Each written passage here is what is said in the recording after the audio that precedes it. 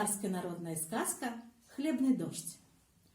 Жил в старину бедный крестьянин. Детей у него не было, вековали они с женой вдвоем. Крестьянин рыбу ловит, охотится, а жена, чтобы он не приносил, к соседям бежит и все рассказывает. Муж рыбу наловил, дайте сковороду. Или муж зайца принес, жаровню не дадите ли? Очень не нравилось это крестьянину, и стал он подумывать, как бы жену вразумить. Ходил он раз по лесу и набрел на клад. Забросал его хворостом, да призадумался. Деньги надо как-то в деревню доставить, да так, чтобы никто о них не узнал. Долго ломал он голову и решил провести болтливую жену хитростью. Подстрелил зайца и пошел к озеру. Там у него сети для рыбы поставлены были. Выбрал он весь улов, запутал в сетях зайца и погрузил в воду. По дороге домой рыбу на сучье дерево нанизал. Дома жене сказал: испеки хлеба, завтра на охоту пойдем. Рано утром, поев, крестьянин сунул тайком от жены хлеб за пазуху и пошел в лес. В лесу разложил хлеб вдоль дороги, на ветках, под деревьями и пошел назад. «Ты почему так быстро вернулся?» – спрашивает жена. «За тобой пришел. Едем за дровами и кузовок прихвати». «А кузов для чего?» – удивляется жена. «А мы и грибов там наберем», – говорит. Вот сели они в арбу и поехали в лес. Едут они, и увидела жена, что хлеб повсюду лежит. «Смотри, смотри!» – закричала она. «Откуда здесь столько хлеба?» «А ты что же не слышала, как ночью хлебный дождь шел?» Ладно, едут они дальше. Вот подъехали к березе, а на ней рыбы висят. Остановил крестьянин лошадь, взял в руки ружье.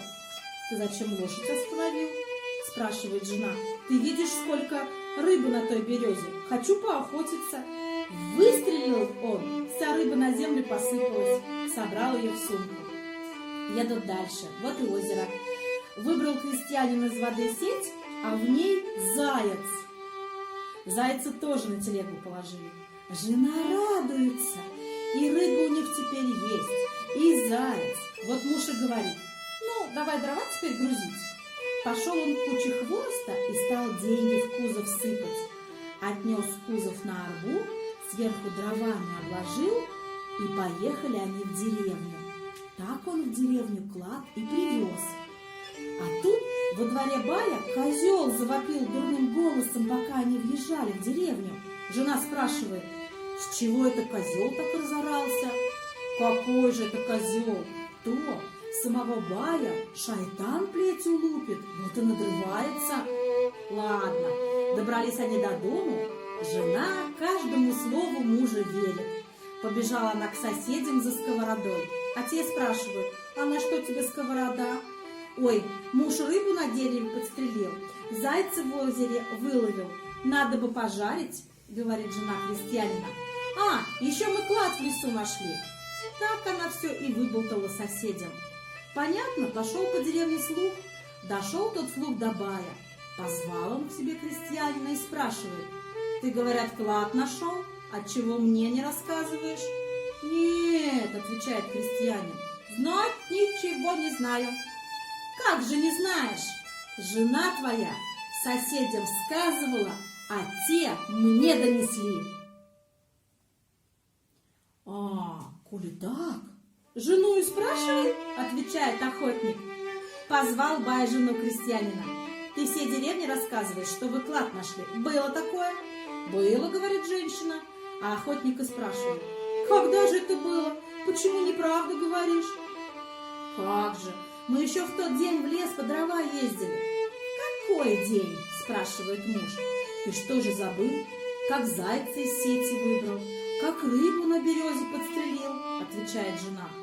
Тогда охотник говорит баю: ты видел когда-нибудь, чтобы зайцы в озере ловились?